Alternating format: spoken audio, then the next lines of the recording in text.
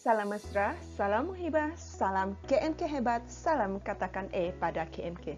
Selamat bertemu kembali bersama saya, Cikgu Koni, dalam subjek Kesusastraan Melayu Komunikatif STPM Semester 2, Sastra dan Pembangunan. Pada hari ini, Cikgu akan berkongsi kupasan bab 9 teks Sulalatul Salatin Sejarah Melayu untuk sama-sama dipelajari oleh para pelajar. Jadi, apa tunggu lagi? Mari kita kupas bab 9 teks Sulalatul Salatin. Kita mulakan kupasan kita dengan episod yang pertama dalam bab 9, iaitu Membunuh Tanpa Memberitahu ke Melaka. Dalam episod ini, 3 watak penting yang perlu dikenali oleh pelajar ialah Sultan Ibrahim, Laksmana Hang Tuah dan juga Sultan Alauddin Rayat Shah. Jadi, siapa itu Sultan Ibrahim? Sultan Ibrahim ialah Raja Siak yang telah menyuruh Perdana Menterinya Tun Jana Pakibul untuk membunuh seorang pesalah di Siak tanpa memberitahu ke Melaka. Jadi apabila perbuatan membunuh pesalah tanpa memberitahu ke Melaka ini sampai ke pengetahuan Sultan Alauddin Rayat Shah, Baginda pun telah menyuruh Laksamana Hang Tuah untuk pergi ke Siak bagi menegur perbuatan Sultan Ibrahim dan Tun Jana Pakibul ini. Jadi ketika Laksmana Hang Tuah berada di Siak, Laksmana Hang Tuah telah menegur perbuatan Tun Jana Pakibul yang membunuh pesalah ini tanpa memberitahu ke Melaka. Seolah-olah Tun Jana Pakibul ini ingin bermaharajalela di Siak sehingga membelakangkan Sultan Alauddin Rayat Shah, Sultan Melaka, dalam menjalankan hukuman kepada pesalah. Laksmana Hang Tuah telah mengiringkan tubuhnya kepada Sultan Ibrahim sambil menunjuk Tun Jana Pakibul dengan tangan kirinya. Adalah menjadi peraturan pada waktu itu bahawa bukan hanya di Melaka tetapi seluruh negara jajahan takluk Melaka tidak boleh membunuh orang tanpa memberitahu Melaka. Maksudnya, sekiranya mana-mana negara jajahan takluk Melaka ingin menjatuhkan hukuman bunuh kepada pesalah, maka kerajaan ataupun negara jajahan takluk itu haruslah terlebih dahulu memberitahu Melaka sebelum menjalankan hukuman bunuh tersebut. Jadi akhirnya Sultan Ibrahim mengutus surat sembah kepada Sultan Alauddin Rayat Shah memohon maaf atas kesalahannya ini yang telah membunuh pesalah tanpa memberitahu Melaka. Kemudian, watak Sultan Alauddin Rayat Shah ini, Baginda telah merajakan putranya iaitu Raja Menawar di Kampar. Salah seorang putranya iaitu Raja Menawar telah dirajakan di Kampar dan bergelar Sultan Menawar Shah. Manakala anaknya Baginda yang seorang lagi iaitu Raja Mamat telah diwasiatkan oleh Baginda agar dijadikan sebagai raja di Melaka. Seterusnya kita masuk ke episod kedua iaitu Pemerintahan Sultan Mahmud Shah. Di dalam episod ini kita ada 5 watak penting yang perlu kita lihat dan kaji, iaitu yang pertama kita ada Sultan Alauddin Rayat Shah, yang kedua kita ada Sultan Mahmud Shah, ketiga kita ada Bendahara Paduka Raja Tun Perak, keempat kita ada Laksmana Hang Tuah, dan yang kelima kita ada Raja Tua. Sekarang kita lihat apakah wasiat Sultan Alauddin Rayat Shah kepada putranya Raja Mamat. Yang pertama, Baginda menasihatkan agar Raja Mamat sentiasa sabar dalam memelihara rakyat. Kedua, Raja Mamat dinasihatkan agar sentiasa mendahulukan pekerjaan Allah daripada pekerjaan dunia. Ketiga, Raja Mamat dinasihatkan agar sentiasa menyerahkan diri kepada Allah. Keempat, Raja Mamat dinasihatkan agar jangan mengaibi rakyat walau sebesar manapun dosanya. Sekiranya dosa rakyat itu memerlukan rakyat itu dihukum bunuh, mengikut hukum syarak, maka bunuh sahajalah tapi jangan diaibi, jangan diberi malu. Yang kelima, Raja Mamat dinasihatkan agar jangan membunuh rakyat yang tidak berdosa kerana kelak kerajaannya akan binasa. Jadi inilah antara wasiat Sultan Alauddin Rayat Shah kepada putranya Raja Mamat sebelum Baginda Sultan Alauddin Rayat Shah mangkat. Sekarang mari kita berkenalan dengan watak Sultan Mahmud Shah.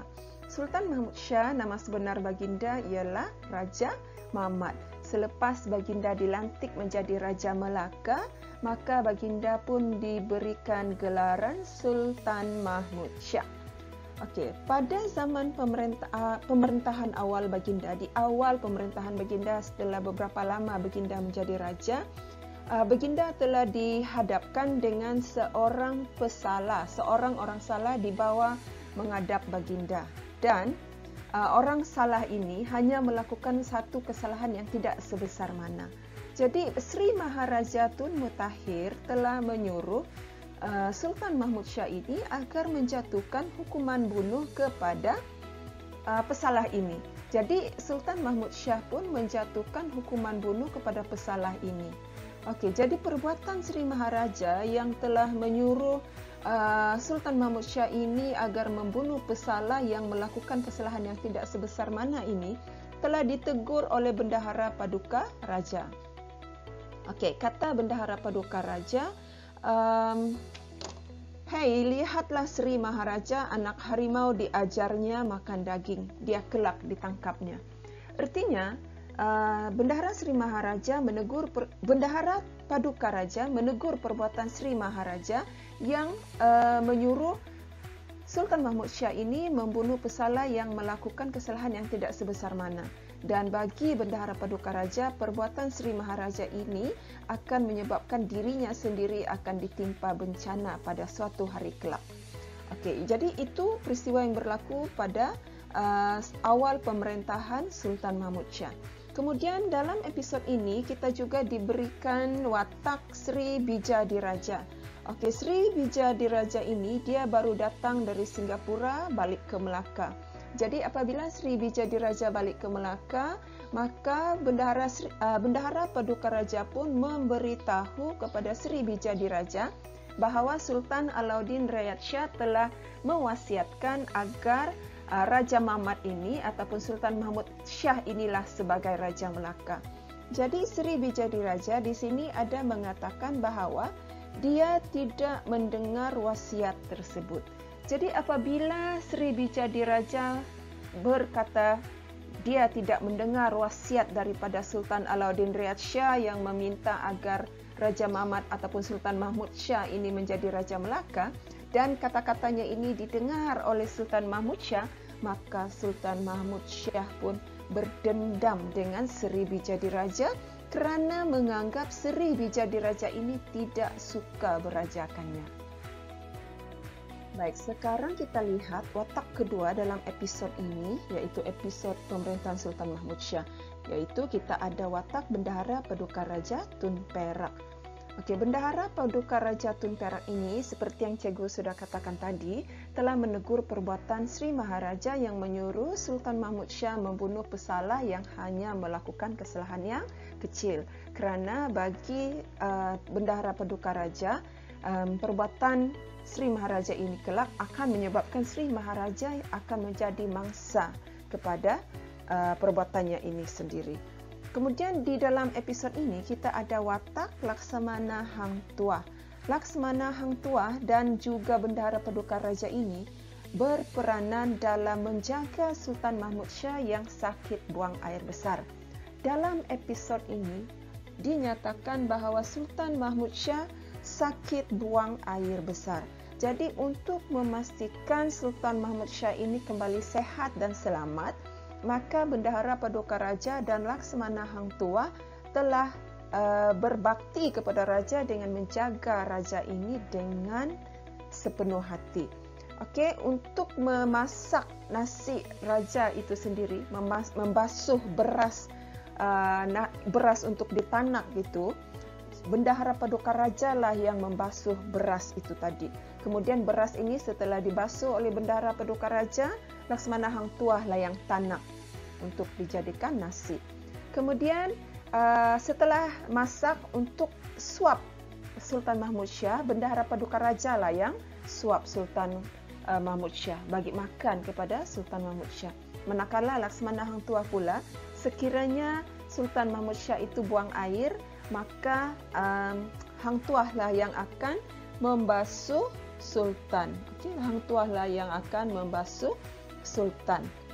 Jadi dalam episod ini dinyatakan bahawa Hang Tuah dan Bendahara Paduka Raja ini telah melarang Raja Tua yang ingin bunuh Sultan Mahmud Shah daripada mendekati Sultan Mahmud Shah demi keselamatan Sultan Mahmud Shah. Jadi siapa itu Raja Tua? Cuba kita lihat siapa itu Raja Tua. Raja Tua ini sebenarnya merupakan nenda kepada Sultan Mahmud Shah, nenek kepada Sultan Mahmud Shah, iaitu ibu kepada Sultan Alauddin Riayat Shah. Kenapa Raja Tua ingin membunuh Sultan Mahmud Shah? Kerana Raja Tua ini lebih sayang akan cucunya, iaitu Raja Menawar yang telah dirajakan di Melaka. Jadi Raja Tua ingin membunuh Sultan Mahmud Shah supaya cucu kesayangannya Raja Menawar yang dirajakan di Kampar itu akan dirajakan di Melaka. Jadi Raja Tua buat rancangan. Dia kata dia akan melawat Sultan Mahmud Shah, dia akan datangi Sultan Mahmud Shah, dia akan menangisi Sultan Mahmud Shah dan dia akan tiarap di atas tubuh Sultan Mahmud Shah supaya Sultan Mahmud Shah mati. Okey, artinya lemas. Okey. Kemudian apa yang terjadi ialah niatnya ini telah gagal kerana dihalang oleh Bendahara Paduka Raja dan Laksmana Hang Tuah. Bendahara Paduka Raja dan Laksmana Hang Tuah halang Raja Tua daripada mendekati Sultan Mahmud Shah, walaupun sekiranya Bendahara Paduka Raja dan Laksmana Hang Tuah ini perlu menderhaka, mereka rela menderhaka dengan Raja Tua asalkan Sultan Mahmud Shah itu selamat daripada niat jahat Raja Tua yang ingin membunuhnya. Seterusnya ialah episod ketiga, iaitu Bendahara Paduka Raja dengan Laksamana. Di dalam episod ini kita ada dua watak penting. Sesuai dengan tajuknya, iaitu Bendahara Paduka Raja dan Laksamana, maka watak penting kita ialah Bendahara Paduka Raja. Okey, seperti yang kita tahu, Bendahara Paduka Raja ialah Tun Perak. Kemudian kita ada watak kedua, iaitu Laksamana Hang Tuah. Okey, dalam episod sebelumnya kita tahu bahawa Bendahara Paduka Raja dan Laksmana Hang Tuah telah berbakti kepada raja dengan menjaga Raja Melaka, iaitu Sultan Mahmud Shah yang sakit buang air besar, sehinggalah Sultan Mahmud Shah ini sembuh seperti sedia kala dan terhindar daripada niat jahat nendanya yang ingin membunuhnya. Okey, sehubungan dengan kebaktian Bendahara Paduka Raja dan Laksmana Hang Tuah dalam menjaga Sultan Mahmud Shah ketika sakit ini tadi, Sultan Mahmud Shah telah menganugerahkan usungan kepada Bendahara Paduka Raja dan juga Laksmana Hang Tuah. Usungan ini dianugerahkan untuk memudahkan Bendahara Paduka Raja dan Laksmana bergerak dari satu tempat ke satu tempat dengan diusung oleh anak-anak buah mereka. Apa yang berlaku di sini dalam episod ini ialah Bendahara Paduka Raja Tun Perak enggan menggunakan usungan kerana Bendahara Paduka Raja Tun Perak ini tidak mahu dirinya dianggap setaraf dengan raja. Kerana apa? Sekiranya Bendahara Paduka Raja menggunakan usungan, yang mengusung Tun Perak ini ialah anak-anak buah Tun Perak sendiri. Begitu juga sekiranya Sultan Mahmud Shah menggunakan usungan, yang mengusung Sultan Mahmud Shah ialah anak-anak buah bendahara. Jadi Bendahara Paduka Raja enggan menggunakan usungan kerana tidak mahu dianggap sama taraf dengan raja. Ataupun yang kedua, Bendahara Paduka Raja tidak mahu orang-orang dagang dari luar salah anggap bahawa dialah Raja Melaka.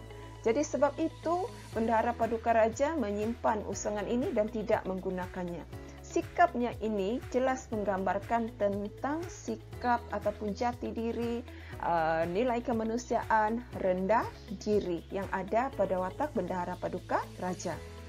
Okey, kemudian watak Bendahara Paduka Raja ini juga sekiranya dia memiliki perahu atau senjata yang baik, perahu dan senjata yang baik ini akan diberikannya kepada hang tua untuk digunakan oleh hang tua ketika berlawan dengan musuh. Sebab Laksamana hang tua berperanan untuk menjaga keamanan Melaka sama ada di darat ataupun di laut.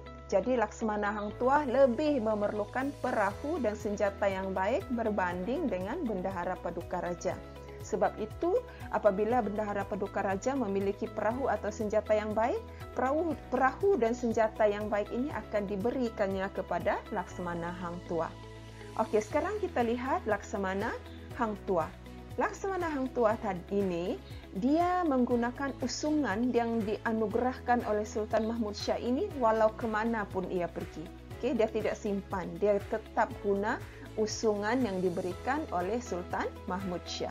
Jadi itu perbezaan di antara Bendahara Paduka Raja dan juga Laksamana hang tua dalam episod ini. Seterusnya kita lihat pula episod yang keempat, iaitu Wasiat Bendahara Paduka Raja. Bendahara Paduka Raja sebelum meninggal dunia telah berwasiat kepada seluruh ahli keluarganya. Okey, yang pertama kita lihat wasiat Tun Perak, Bendahara Paduka Raja Tun Perak ini kepada seluruh anak cucunya. Kepada anak cucunya, Tun Perak telah berpesan agar anak cucunya ini jangan menukar agama dengan dunia yang tidak abadi, dan yang kedua, hendaklah mereka sentiasa berbakti kepada Allah. Kemudian kepada anak saudaranya iaitu Tun Mutahir. Tun Mutahir ini sebenarnya kalau kamu masih ingat ialah anak kepada Sri Naradiraja. Pada anak Sri Naradiraja Tun Ali, dan pada waktu ini Tun Mutahir memegang jawatan sebagai Temenggung Sri Maharaja.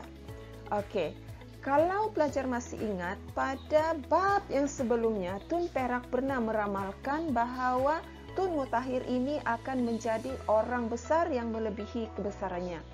Okey, apabila Tun Perak melihat cahaya dari langit menyuluh terus ke kepala Tun Mutahir pada suatu malam ketika Tun Mutahir sedang tidur. Walau bagaimanapun, cahaya ini hilang dalam sekelip mata. Jadi Tun Perak meramalkan bahawa Tun Mutahir akan menjadi orang besar melebihi kebesaran dirinya sendiri, tetapi kebesaran itu hanya untuk seketika. Jadi ini yang diingatkan oleh Bendahara Paduka Raja kepada Tun Mutahir sebelum Bendahara Paduka Raja meninggal, di mana dia memberitahu Tun Mutahir bahawa suatu hari nanti Tun Mutahir akan menjadi orang besar yang melebihi kebesarannya. Okey, kemudian Tun Perak ataupun Bendahara Paduka Raja menasihatkan Tun Mutahir agar jangan membanggakan dirinya sebagai ayah saudara kepada Raja Melaka kerana perbuatannya ini akan menyebabkan dirinya dibunuh orang. Okey, bagaimana Tun Mutahir ini menjadi ayah saudara atau bapa saudara kepada Sultan Mahmud Shah adalah kerana ibu ataupun bonda kepada Sultan Mahmud Shah iaitu Tun Senaja, permaisuri kepada Sultan Alauddin Riayat Shah itu merupakan saudara kepada Tun Mutahir. Okey, sebab itulah Tun Mutahir ini merupakan ayah saudara kepada Sultan Mahmud Shah. Okey, kemudian yang ketiga, wasiat Bendahara Paduka Raja kepada Zainal, anak sulung Bendahara Paduka Raja. Bendahara Paduka Raja berpesan kepada Zainal, sekiranya Zainal tiada pekerjaan daripada raja, pergilah tinggal di hutan untuk mendapatkan makanan daripada taruk dan daun kayu. Kemudian yang keempat, kepada Tun Tahir, Bendahara Paduka Raja berpesan agar Tun Tahir jangan terikut-ikut dengan kata-kata dan perbuatan Tun Mutahir kerana kelak dirinya juga akan turut ditimpa musibah. Jadi sebenarnya Tun Tahir ini ialah abang kepada Tun Mutahir. Tun Tahir abang, Tun Mutahir ini ialah adik. Okey, kemudian yang kelima, kepada Sultan Mahmud Shah, Bendahara Paduka Raja juga ada berwasiat kepada Sultan Mahmud Shah, iaitu Bendahara Paduka Raja berpesan kepada Sultan Mahmud Shah agar Sultan Mahmud Shah jangan mendengar kata-kata orang tanpa siasat kerana perbuatannya ini sekiranya mendengar kata-kata orang tanpa siasat akan menyebabkan dia menyesal dan kelak kerajaannya juga akan binasa. Jadi itu antara wasiat Bendahara Paduka Raja kepada anak cucunya, kepada Tun Mutahir, kepada Zainal dan kepada Tun Tahir, serta yang penting sekali adalah kepada Sultan Mahmud Shah.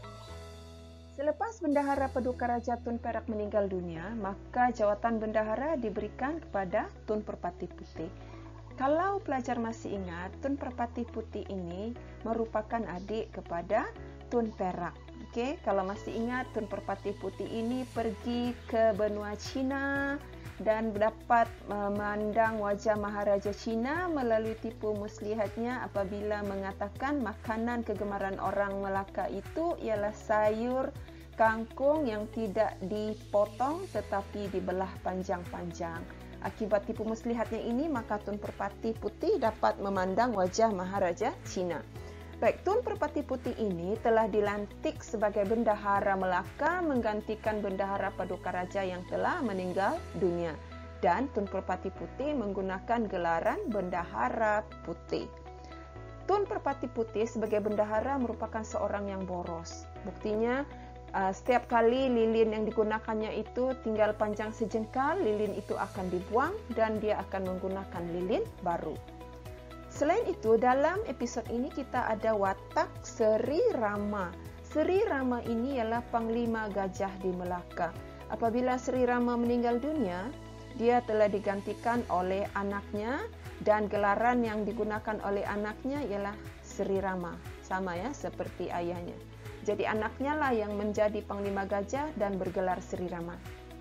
Kemudian kita ada watak Sultan Mahmud Shah.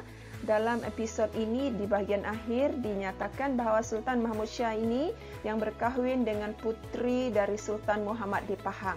Sultan Muhammad di Pahang ini rasanya pelajar masih ingat ialah saudara kepada Sultan Alauddin Riyad Shah, iaitu pacik kepada Sultan Mahmud Shah yang telah dibuang ke Pahang kerana membunuh anak Bendahara Paduka Raja Tun Perak yang bernama Tun Besar. Jadi hasil perkahwinan Sultan Mahmud Shah dengan puteri Sultan Muhammad ini, maka baginda pun mendapat 3 orang anak, seorang putra yang dinamakan Raja Ahmad dan 2 orang puteri. Nah, sekarang kita beralih ke episod yang kelima, iaitu episod Nyaris Lembing Diterbangkan ke Dada. Baik, dalam episod ini kita ada 2 watak penting. Yang pertama ialah Sultan Mahmud Shah. Sultan Mahmud Shah ini dia telah mengganggu isteri Tun Biajit ketika Tun Biajit tiada di rumah kerana kemerbah. Jadi perbuatan Sultan Mahmud Shah ini yang mengganggu istrinya ini telah dilihat dan diketahui sendiri oleh Tun Biajit ketika Tun Biajit balik ke rumah pada waktu malam dan melihat Sultan Mahmud Shah ini baru hendak kembali dari rumahnya untuk ke istana. Jadi Tun Biajit pun tahu Sultan Mahmud Shah ini ganggu isteri dia. Dan kalau Tun Biajit ingin bunuh Sultan Mahmud pada waktu itu pun sebenarnya Tun Biajit boleh bunuh kerana pada waktu itu tidak ramai hamba yang mengiringi Sultan Mahmud. Tetapi oleh kerana Tun Biajit ini seorang hamba yang setia akan raja, maka apa yang dilakukan Tun Biajit ialah dia sekadar timang-timang lembing dia. Dia timang-timang lembing dia. Okey? Kemudian seperti yang cikgu katakan tadi, kita ada 2 watak penting. Satu ialah Sultan Mahmud Shah dan yang kedua kita ada Tun Biajit. Ni Tun Biajit. Tun Biajit ini sebenarnya merupakan anak kepada Hang Tuah, anak kepada Laksamana Hang Tuah. Jadi apabila Tun Biajit mengetahui Sultan Mahmud Shah ini mengganggu istrinya, maka Tun Biajit pun menegur Sultan Mahmud Shah. Dalam teks Sulalatus Salatin ada diungkapkan teguran Tun Biajit yang berbunyi, "Hei Sultan Mahmud, demikianlah pekerjaan tuan hamba akan hamba. Sayang tuan hamba tuan kepada hamba. Jikalau tuan hamba bukannya tuan kepada hamba, jika tidak lembing ini ku terbangkan di dada itu, ubah nama si Biajit anak Laksamana Hang Tuah." Artinya di sini Tun Biajit lantaran sikap setianya, dia tidak mengambil apa-apa tindakan kepada Sultan Mahmud Shah yang telah mengganggu isterinya kerana dia masih hormat dan setia kepada Sultan Mahmud yang merupakan rajanya. Sekiranya Sultan Mahmud ini bukan rajanya, confirm Tun Biajit sudah terbangkan lembing yang dia pegang, dia timang-timang tadi itu ke dada Sultan Mahmud Shah, dan confirm Sultan Mahmud Shah memang akan mati kerana pada waktu itu tidak ramai hamba yang mengiring Sultan Mahmud Shah. Jadi Tun Biajit setia akan raja, dia tidak ambil tindakan kepada Sultan Mahmud Shah yang telah ganggu isterinya. Okey, kemudian apa yang berlaku ialah Tun Biajit telah menceraikan isterinya. Dia ceraikan isteri dia, kemudian dia enggan untuk mengadap dan bekerja dengan Sultan Mahmud Shah. Kemudian seterusnya, Sultan Mahmud Shah telah menganugerahkan Tun Biajit ini dengan seorang gundik raja, iaitu Tun Sendari. Ada Tun Sendari. Sultan Mahmud Shah anugerahkan gundiknya kepada Tun Biajit, iaitu gundik yang bernama Tun Sendari. Kemudian di sini kita ada diberikan satu lagi peristiwa yang menggambarkan Sultan Mahmud Shah ini mementingkan hawa nafsu, iaitu peristiwa ketika Sultan Mahmud Shah ini pergi ke rumah Tun Dewi pada satu malam. Okey, Tun Dewi, dia ke rumah Tun Dewi pada satu malam, dan kebetulan pada waktu itu Sultan Mahmud Shah nampak di rumah Tun Dewi itu ada Tun Ali Sandang.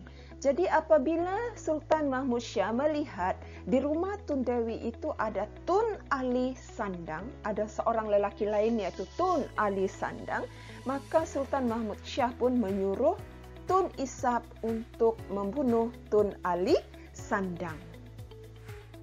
Sekarang kita beralih ke episod yang ke-6, peristiwa pembunuhan Tun Ali Sandang. Dalam episod ini, watak paling penting yang akan kita lihat ialah Tun Isap. Okey, peristiwa yang berlaku dalam watak Tun Isap ini ada lebih kurang 9, iaitu masih berhubung kait tentang pembunuhan Tun Ali Sandang. Yang pertama, Tun Isap pun pergilah membunuh Tun Ali Sandang, dan selepas Tun Isap ini membunuh Tun Ali Sandang, maka gemparlah orang mengatakan Tun Ali Sandang mati dibunuh oleh Tun Isap. Okey, kalau pelajar masih ingat tadi Tun Isap disuruh membunuh Tun Ali Sandang oleh Sultan Mahmud Shah kerana Tun Ali Sandang berada di rumah Tun Dewi pada waktu malam ketika Sultan Mahmud Shah ke rumah Tun Dewi. Jadi Tun Isap membunuh Tun Ali Sandang dan gemparlah Melaka dengan mengatakan bahawa Tun Ali Sandang mati dibunuh oleh Tun Isap. Yang kedua, apabila peristiwa Tun Ali Sandang ini mati dibunuh sampai ke pendengaran Sriwak Raja, iaitu anak bongsu kepada Tun Perak, iaitu Sriwak Raja ini tadi, maka Sriwak Raja pun berasa sangat marah kerana Tun Ali Sandang itu ialah keluarganya. Kemudian yang ketiga, Tun Isap ini ingin dibunuh oleh Sriwak Raja sebab Sriwak Raja ingin balas perbuatan Tun Isap yang telah membunuh Tun Ali Sandang. Kemudian yang keempat, Tun Isap disuruh oleh Sultan Mahmud Shah supaya melarikan diri ke Pasai. Tun Isap disuruh lari ke Pasai oleh Sultan Mahmud Shah supaya Tun Isap tidak mati dibunuh oleh Sriwak Raja. Kemudian yang kelima, ketika berada di Pasai, Tun Isap enggan menyembah Raja Pasai. Setelah itu yang keenam, Tun Isap pun larilah lagi ke Haru dan ke Brunei. Tetapi ketika berada di Haru dan di Brunei, Tun Isap masih juga enggan menyembah Raja Haru dan Raja Brunei. Kemudian Tun Isap ingin kembali ke Melaka. Dia lebih rela mati di Melaka kerana baginya Melaka itu tanah tumpah darahnya. Tanah tumpah darahnya di Melaka, dan biarlah pun dia mati di Melaka juga. Jadi Tun Isap pun kembalilah ke Melaka. Kemudian ketika di Melaka, Tun Isap ini telah dipeluk cium oleh Sultan Mahmud Shah, kemudian diikat dengan destar, kemudian disuruh oleh Sultan Mahmud Shah supaya Tun Isap ini dihantar ataupun diserahkan kepada Sri Wak Raja. Sultan Mahmud Shah sangat berharap agar Sri Wak Raja apabila melihat Tun Isap ini diikat dengan destar raja, maka Sri Wak Raja tidak akan membunuh Tun Isap tetapi memaafkan Tun Isap. Tetapi apa yang berlaku? Yang berlaku ialah Tun Isap mati dibunuh oleh Sri Wak Raja. Sri Wak Raja ketika melihat Tun Isap ini dibawa kepadanya dan ingin memohon maaf kepadanya, maka Sri Wak Raja yang kebetulan pada waktu itu sedang menunggang gajah, telah memalu kepala ataupun ubun-ubun Tun Isap dengan menggunakan kusa, iaitu tongkat yang di hujungnya ada besi, berkait dengan besi yang digunakan untuk menunggang gajah. Jadi apabila kepala Tun Isap ini dipalu dengan kusa, maka pecahlah ubun-ubun Tun Isap ini dan matilah Tun Isap. Okey, jadi keseluruhan ceritanya, Tun Isap yang telah disuruh membunuh Tun Ali Sandang oleh Sultan Mahmud Shah ini akhirnya mati dibunuh oleh Sri Wak Raja. Dalam episod ini turut digambarkan ialah sikap pilih kasih pada watak Sultan Mahmud Shah. Sikap pilih kasih Sultan Mahmud Shah ini dapat dilihat apabila baginda sangat kasih akan 4 orang besarnya, iaitu Sri Wak Raja, Tun Umar, Hang Isap Pantas dan Hang Hussein Cengang. Hal ini dapat dilihat apabila baginda Sultan Mahmud Shah meminta keempat orang besarnya ini mengemukakan permintaan kepada baginda dan baginda akan menunaikan permintaan mereka. Buktinya dapat dilihat pada muka surat 195 apabila Sultan Mahmud Shah berkata kepada 4 orang besarnya itu, "Apa kehendak Tuan Hamba keempat, pintalah pada kita. Jikalau apa sekalipun, tiada kita tahani." Maka Sri Wak Raja pun meminta agar dijadikan Panglima Gajah. Sultan Mahmud Shah berjanji akan melantik Sri Wak Raja sebagai Panglima Gajah apabila Sri Rama meninggal dunia. Kemudian Tun Umar pula meminta agar dijadikan Laksamana. Dan Sultan Mahmud Shah berjanji akan melantik Tun Umar sebagai Laksamana apabila Laksamana Hang Tuah meninggal dunia. Kemudian yang ketiga, Hang Isap Pantas. Hang Isap Pantas meminta agar dikurniakan emas 23 kati dan kain 23 banian. Dalam masa itu juga, Sultan Mahmud Shah menunaikan permintaan Hang Isap Pantas. Kemudian Hang Hussein Cengang pula meminta agar diberikan kerbau 13 kelamin dan hamba 50 orang. Sultan Mahmud Shah menunaikan permintaan Hang Hussein Cengang. Jadi peristiwa ini jelas menggambarkan bagaimana sikap pilih kasih itu dapat dilihat pada watak Sultan Mahmud Shah. Dan sekarang kita beralih ke episod yang ke-7, telatah orang-orang dikasihi raja. Seperti yang telah kita nyatakan tadi, ada 4 orang besar yang dikasihi oleh raja, iaitu yang pertama Sri Wak Raja, yang kedua Tun Umar, yang ketiga Hang Isap Pantas dan yang keempat Hang Hussein Cengang. Sekarang kita lihat satu persatu watak ini dan apakah telatah mereka. Baik, yang pertama kita lihat Sri Wak Raja. Sri Wak Raja ini suka ataupun sengaja berlambat-lambat apabila dipanggil menghadap raja. Apa yang dilakukan oleh Sri Wak Raja apabila dipanggil oleh hamba raja untuk masuk menghadap raja ialah Sri Wak Raja ini akan naik ke rumah berbaring-baring, kemudian tidur, dibangunkan oleh hamba raja, kemudian barulah dia pergi buang air dan mandi. Kemudian setelah siap mandi, dia berpakaian, 2-13 kali bertukar pakaian. Selagi dia belum puas hati dengan pakaiannya, selagi itu dia akan tukar pakaiannya. Setelah dia siap berbaju dan berdestar, kemudian dia pun turunlah ke pintu. Tapi sebelum dia turun dari pintu tu, dia tanya lagi isteri dia, adakah pakaiannya itu sudah okey. Kalau istrinya kata pakaian itu masih belum okey, maka Sri Wak Raja akan tukar lagi pakaiannya itu. Kemudian apabila dipercepatkan oleh hamba raja, maka Sri Wak Raja ini kemudiannya turun ke halaman, kemudian naik balik ke atas rumah, duduk di buaian dan berbuai-buai. Kemudian apabila dipercepatkan lagi oleh hamba raja, barulah Sri Wak Raja ini jalan untuk pergi menghadap raja. Kemudian melihat kepada keadaan ini, maka sekiranya Sultan Mahmud Shah ingin Sri Wak Raja itu supaya segera datang menghadapnya, maka Tun Isap Barakah lah yang diutus ataupun disuruh oleh Sultan Mahmud Shah untuk mendapatkan Sri Wak Raja supaya masuk menghadap. Jadi Tun Isap Barakah ini dia sangat bijak menggunakan tipu hela untuk mempercepatkan Sri Wak Raja ini bersiap dan pergi menghadap raja. Apa yang dilakukan oleh Tun Isap Barakah ialah Tun Isap Barakah apabila sampai di rumah Sri Wak Raja, Tun Isap Barakah sudah tahu bahawa Sri Wak Raja ini akan sengaja melambat-lambatkan diri untuk bersiap dan pergi menghadap raja.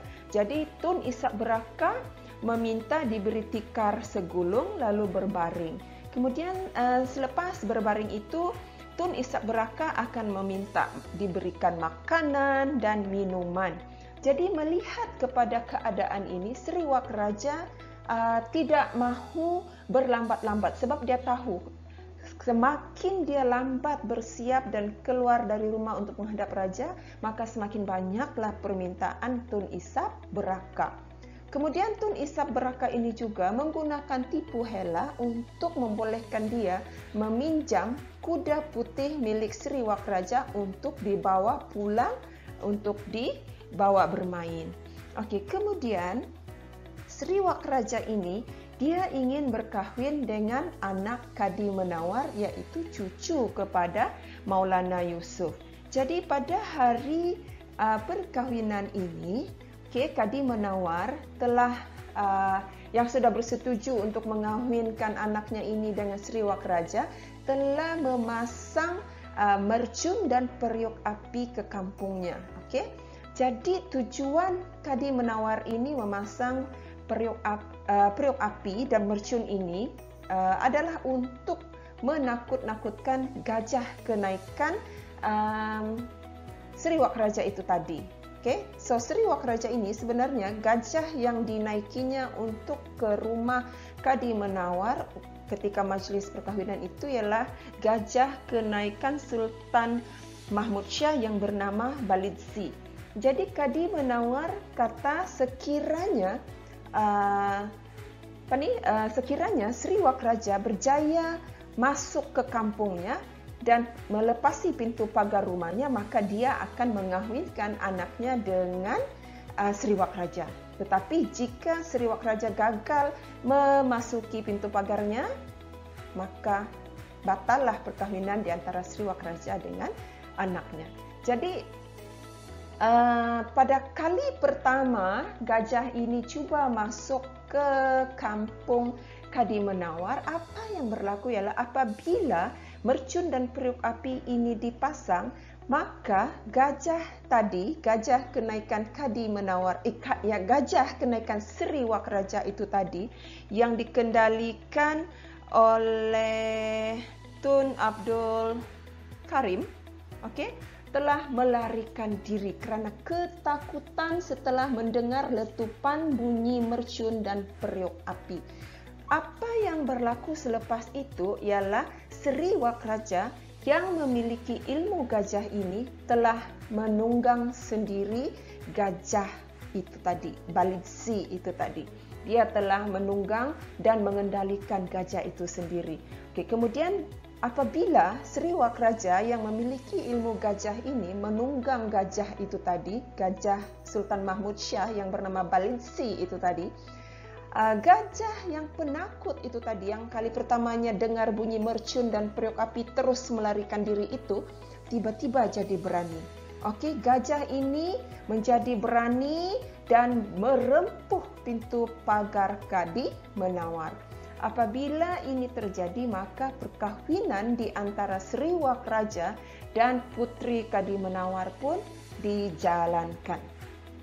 Okey, so Sri Wak Raja ini dia juga mempunyai ilmu kuda sebenarnya. Hal ini dapat dilihat apabila dia didatangi oleh seorang orang Patan yang mempunyai ilmu kuda, dan orang Patan ini disuruh oleh Sri Wak Raja ini untuk menunggang kudanya. Malangnya orang Patan ini walaupun mempunyai ilmu kuda, tetapi orang Patan ini jatuh dari kuda Sri Wak Raja yang ditunggangnya. Kemudian Sri Wak Raja menyuruh anaknya Tun Umar untuk menaiki kuda yang sama, kuda yang dinaiki oleh orang Patan tadi, tapi dia jatuh. Jadi Tun Umar menaiki kuda itu dan kuda itu menari. Jadi di sini dapat dilihat bahawa Tun Umar memiliki ilmu kuda. Okey, itu telatah orang kesayangan raja yang pertama, orang besar kesayangan raja yang pertama, iaitu Sri Wak Raja. Sekarang kita lihat telatah orang kesayangan raja yang kedua, iaitu Tun Umar. Baik, Tun Umar ialah anak kepada Sri Bijadiraja Datuk Bongkok. Okey, Tun Umar ni seorang yang sangat berani, seorang yang gila-gila bahasa. Okey, kemudian apabila dia gila-gila bahasa ini, dia juga selain dia gila-gila bahasa ini, Tun Umar juga merupakan seorang yang tidak boleh dibunuh dengan senjata musuhnya. Okey, kemudian yang ketiga kita ada orang kesayangan raja yang ketiga, Hang Isa Pantas. Hang Isa Pantas ini pantas dalam tindak tanduk. Contohnya, Hang Isa Pantas dapat berpijak pada titi di Sungai Melaka yang teroleng-oleng, sebatang titi yang teroleng-oleng dapat dipijak dan diseberangi oleh Hang Isa Pantas tanpa membasahkan kura-kura kakinya. Kemudian yang ketiga, Hang Isa Pantas ini pandai membuat layang-layang dan pandai bermain layang-layang. Layang-layang yang dibuat oleh Hang Isa Pantas telah dilekatkannya dengan serbuk kaca. Jadi apabila layang-layang yang dilekatkan dengan serbuk kaca ini dinaikkan ke udara dan bergeser dengan layang-layang Raja Ahmad, maka jatuhlah layang-layang Raja Ahmad itu apabila putus talinya. Pada asalnya, orang-orang Melaka apabila bermain layang-layang, layang-layang mereka akan jatuh apabila bergeser dengan layang-layang Raja Ahmad. Tetapi Hang Isa Pantas telah berjaya menjatuhkan layang-layang Raja Ahmad apabila Hang Isa Pantas membuat layang-layang yang dilekat serbuk kaca. Okey, itu Hang Isa Pantas. Kemudian Hang Husain Cengang. Yang keempat, orang yang dikasihi raja, Hang Husain Cengang. Hang Husain Cengang ini seorang orang besar yang ingin berkahwin dengan anak Hang Uso. Dan Hang Husain Cengang ini sangat berkira dalam perbelanjaan. Hal ini dapat dilihat apabila Hang Husain Cengang ini melarang orang daripada mengangkat nasi di majlis perkahwinannya kerana dia masih ingin makan sepuas-puasnya setelah banyak wang belanja yang habis dibayarnya untuk belanja kahwin. Jadi ini boleh dilihat pada muka surat 200 pada muka surat 200 apabila Hang Husain Cengang berkata, jangan diangkat dahulu. Anak tuan hendak sudahlah, hamba lagi hendak makan kerana belanja hamba sudah banyak habis. Jadi dia pun makan sambil berdiri lutut. Okey, jadi apabila dilihat oleh orang-orang pada waktu itu, maka segala perempuan yang melihat perilaku Hang Husain Cengang ini pun semuanya ketawa, gelak-gelak ketawa melihat Hang Husain Cengang. Baik, sekarang mari kita lihat apakah peristiwa penting yang berlaku pada watak Sultan Mahmud Shah dalam episod ini. Dalam episod ini ada dua peristiwa penting yang berlaku di sekitar watak Sultan Mahmud Shah. Peristiwa pertama ialah peristiwa Sultan Mahmud Shah menghukum bunuh Sri Bija Diraja. Okey, seperti yang cikgu telah dedahkan di episod awalnya tadi, pada episod sebelum ini, Sultan Mahmud Shah ini mendendami Sri Bija Diraja apabila Sri Bija Diraja mengatakan kepada Bendahara Paduka Raja bahawa dia tidak mendengar wasiat daripada Sultan Alauddin Riyad Shah yang mahu agar Sultan Mahmud Shah menjadi raja di Melaka. Jadi bermula pada detik itu, detik ketika Sri Bija Diraja mengatakan dia tidak mendengar amanat daripada Sultan Alauddin Riyad Shah yang mahu Sultan Mahmud Shah menjadi raja Melaka, Sultan Mahmud Shah telah menaruh dendam kepada Sri Bija Diraja kerana menganggap Sri Bija Diraja tidak suka berajakannya dan mahu berajakan Raja Menawar yang telah dirajakan di Kampar. Jadi peristiwa dendam itu ada sangkut pautnya dengan pembunuhan Sri Bija Diraja oleh Sultan Mahmud Shah. Baik, kita lihat kenapa Sri Bija Diraja ini dihukum bunuh oleh Sultan Mahmud Shah. Okay. Sri Bija Diraja ini dimurkai oleh Sultan Mahmud Shah kerana Sri Bija Diraja tidak masuk menghadap pada hari raya. Okey, Sri Bija Diraja berada di Singapura. Ketika hari raya, Sri Bija Diraja tidak pergi ke Melaka untuk menghadap Sultan Mahmud Shah. Jadi Sultan Mahmud Shah murka. Okay? Menurut Sri Bija Diraja, Sri Bija Diraja alpa kerana belum melihat bulan timbul. Jadi Sultan Mahmud Shah yang telah sedia berdendam dengan Sri Bija Diraja kerana menganggap Sri Bija Diraja ini tidak suka berajakannya dan ingin berajakan Raja Menawar yang dirajakan di Kampar, telah mengambil keputusan untuk menghukum bunuh Sri Bija Diraja atas kesalahan ini. Dan apabila Sri Bija Diraja menanyakan kenapa dia dibunuh hanya kerana tidak masuk menghadap pada hari raya, maka Sultan Mahmud Shah mengemukakan 5 dosa Sri Bija Diraja yang menyebabkan dia dihukum bunuh. Dan akhirnya Sri Bija Diraja pun mati dihukum bunuh. Itu peristiwa yang pertama, iaitu Sultan Mahmud Shah membunuh Sri Bija Diraja kerana tidak masuk menghadap pada hari raya. Kemudian peristiwa penting yang kedua ialah peristiwa Sultan Mahmud Shah ingin belajar kitab maklumat daripada Maulana Yusuf. Okey, untuk belajar kitab maklumat daripada Maulana Yusuf ini, Sultan Mahmud Shah telah mendatangi Maulana Yusuf sebanyak 2 kali. Pada kali pertama, Sultan Mahmud Shah ini pergi ke rumah Maulana Yusuf dengan menaiki gajah, diiringi oleh banyak pengiring dan menggunakan gelar yang dipertuan. Melihat kepada kedatangan Sultan Mahmud Shah yang ingin belajar ilmu kitab maklumat ini dengan menaiki gajah, banyak pengiring dan menggunakan gelaran yang dipertuan, maka Maulana Yusuf menolak kedatangan Sultan Mahmud Shah ini dengan menutup pintunya. Kerana apa? Di sini Sultan Mahmud Shah masih meninggikan dirinya, masih menganggap dirinya orang yang berkedudukan tinggi dengan datang menaiki gajah diiring oleh banyak pengiring dan menggelar dirinya yang dipertuan untuk belajar kitab maklumat. Jadi pada kali kedua Sultan Mahmud Shah datang ke rumah Maulana Yusuf ini, maka Sultan Mahmud Shah telah merendahkan dirinya.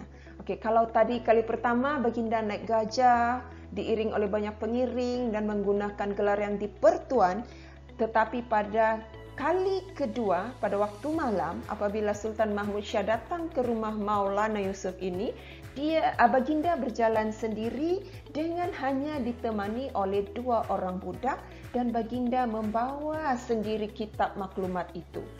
Okey, dan yang paling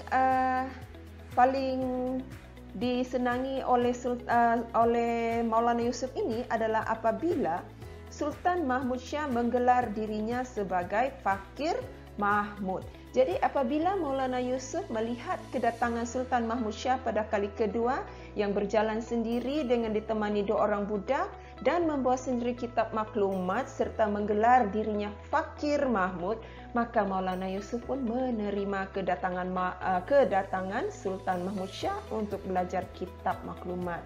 Artinya di sini Sultan Mahmud Shah telah merendahkan dirinya sebagai seorang fakir yang ingin belajar ilmu agama daripada Maulana Yusuf, menyebabkan Maulana Yusuf menerima kedatangan Sultan Mahmud Shah. Dan sekarang kita telah sampai ke episod yang terakhir dalam bab 9, yaitu Manjung dan Kelantan diserang. Dalam episod ini ada 3 watak penting, yaitu yang pertama Paduka Tuan, kedua Sri Maharaja, dan yang ketiga ialah Bendahara Putih. Kita lihat Paduka Tuan. Paduka Tuan telah dititahkan oleh Sultan Mahmud Shah untuk menyerang Manjung kerana Manjung enggan bermuafakat dengan Beruas. Manjung kemudiannya berjaya dikalahkan dan Raja Beruas telah dirajakan dan dinobatkan oleh Sultan Mahmud Shah sebagai Raja di Manjung bergelar Tun Arya Bijadiraja.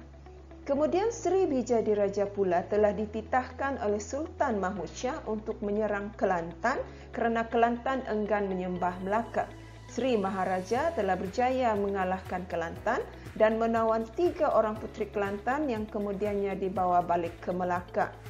Salah seorang daripada puteri Kelantan ini, iaitu Puteri Onang Kinang, telah dikahwini oleh Sultan Mahmud Shah dan hasil perkahwinan ini telah menganugerahkan mereka 3 orang anak, iaitu Raja Mah, Raja Muzaffar dan Raja Dewi.